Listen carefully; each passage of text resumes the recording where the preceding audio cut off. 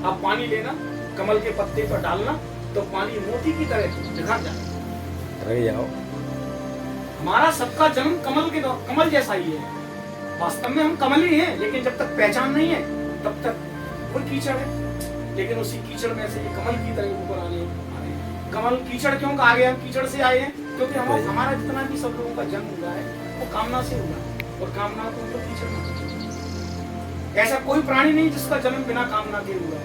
कहीं ना कहीं मन में कामना योगी संतान उत्पत्ति करे, और संतान उत्पत्ति की प्रक्रिया जो है वो कीचड़ ही है। तो सबका जन्म कैसे हुआ? कामना से। यानी हम कीचड़ से जन्मे हैं। अब हमें क्या करना है?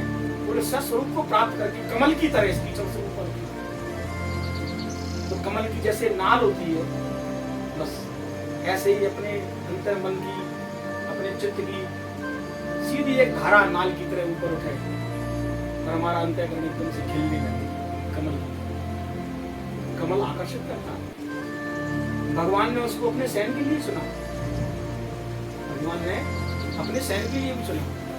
शांतम शांताकारं भुजगशयनं पद्मनाभं सुरेशं विश्वाधारं गगन सदृशं मेघवर्णं शुभांगं लक्ष्मीकान्तं कमलनयनं योगाभिध्यानार्हं। हमें अपना जीवन ऐसा बनाना है कमल की। तो कमल की तरह बनाना है। जन्म कीचड़ जैसा रह, कीचड़ में रहे। संसार कीचड़ है पूरा। जगत में रहते हुए, इस कीचड़ में रहते हुए कुछ ऐसी करनी करें जिससे हमारा जीवन कमल की तरह रहता। कीचड़ में ही है लेकिन कीचड़ से परे है। संसार तो छोड़ नहीं दोगे आत्म साक्षात्कार के बाद।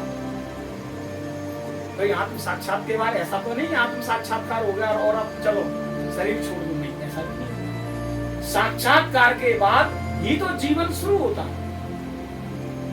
भगवान कृष्ण कह रहे हैं गीता में कि जिस मनुष्य का प्रारब्ध प्रबल होता है और जो किसी संत महात्मा की शरणागत हो जाता है, सबसे पहले वो इस तन्नर्तन को पाने का जो उद्देश्य है वो पहले उद्देश्य की पूर्ति करता है। तो नर्तन पाने का उद्देश्य क्या था? परमात्मा को पहचान लेना और परमात्मा की शरणागत होकर उनमें रमण करना। स्वस्वरूप की प्राप्ति ही हमारा परम लक्ष्य है। अभी हम अपने आप से परिचित नहीं है और दुनिया में परिचय का हम ढिंढोरा तुलते हैं, इनको भी जानते हैं, इनको भी जानते हैं, हम कुछ भी नहीं जानते। सही पूछो, इतने लोग हैं ना, अभी कोई किसी को नहीं जानता। और जिस दिन जानकारी हो जाएगी ब्रह्मांड में कोई ऐसा जीव नहीं है जिसको आप नहीं जानते। जैसे आकाश के नीचे सब है, ऐसे ही आपकी उस जानकारी के बाद आप सबको जानते हैं। क्यों? सबके अंदर एक ही तत्व है, एक होकर ही नहीं कोई। फिर क्या जरूरत पड़ेगी जानने की? बताइए। जब तक स्वयं की जानकारी नहीं है तब तक न हम किसी और को जान पाते न परमात्मा को जान पाते। स्वयं को जान लिया तो परमात्मा को जानने की आवश्यकता महसूस नहीं होती, क्योंकि स्वयं और वो और मैं, अभी भेद बुद्धि इसलिए दो नजर आ रहे हैं। तो काया दो है ही नहीं। जैसे सूरज और सूरज की किरण दो नहीं है, दिखती है। सागर की लहर दो नहीं है, दिखती है। मिट्टी का बर्तन दिखता। अब ईमानदारी से बताओ, 4 प्रकार की मिट्टी के बर्तन रखे हैं, सबकी आकृति आकार अलग अलग है, स्वभाव सबका अलग अलग है। सुराही का स्वभाव अलग है, मटके का रूप अलग है, सुराही का रूप अलग है, सकोरे का रूप अलग है। लेकिन तत्व से अगर सबको फोड़ दिया जाए तो अंत में है वो सब मिट्टी। भेद बुद्धि से देख रहे हैं तो कोई कह रहा है मटका है, कोई कह रहा है सुराही है, कोई कह रहा है ये बर्तन है। लेकिन जब तत्व से जो देखता है वो क्या कहता है कि है तो मिट्टी। तो क्या आप बर्तन को मिट्टी से अलग कर सकते हो? नहीं कर सकते। रूप मिट सकता है लेकिन उसका जो तत्व है वो कभी नहीं मिटता। ऐसे ये मिट्टी ये भी मिट्टी है। दिखने में दो दिख रहे हैं, मैं और मेरा शरीर दो है। तो ये संसार बना ही द्वैत से। भगवान ध्यान लगाया फिर परमात्मा के पास, तब फिर महामाया ने की प्रभु आप मुझे साथ लेके लीला करो, मुझे साथ लेके लीला करो।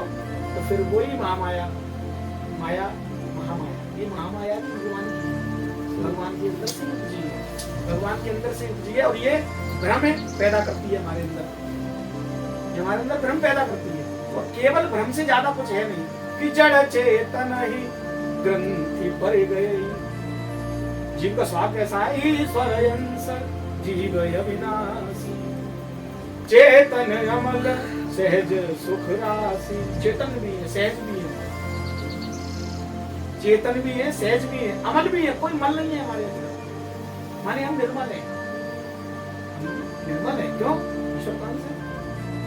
तो इतने मैले कैसे होंगे? कि चेतन अमल, चेतन भी है। नस नाड़ियों में देखो ये चेतनता जो चल रही है, हाथ हिल रहा है, बाल हिल रहे हैं, पैर चल रहे हैं, ये नस नाड़ियों में जो चेतना काम कर रही है, तो चेतन भी है, अमल भी है, कोई मल नहीं है, सहज भी है। हमने अपने आप को स्वयं जटिल बनाया है उपाधियों से जोड़ते हुए। उपाधियां मिली हुई है संसार में, आई आते ही तो पुत्र बन गए, किसी के भतीजे बन गए, किसी के चाचा बन गए, आते ही। फिर धीरे धीरे धीरे धीरे ये उपाधियां बढ़ी, और ये उपाधियां लेते लेते लेते लेते अपना निज स्वरूप भूल गए। अब उपाधियों में जकड़े बैठे हैं, ना तो अपनी इच्छा से हिल पा रहे, ना अपनी इच्छा से बोल पा रहे, ना अपनी इच्छा से कह पा रहे। क्यों? उपाधियों में बनी है। कितनी उपाधियां हैं कि एक इंसान को घर से बाहर निकलने के लिए 50 इंसानों को चीरना पड़ रहा है। इतनी बड़ी उपाधियां ले रखी है। ये उपाधियां जीव को जीव से ही भ्रमित कर देती है। इसी का नाम माया है। दिखती है नहीं,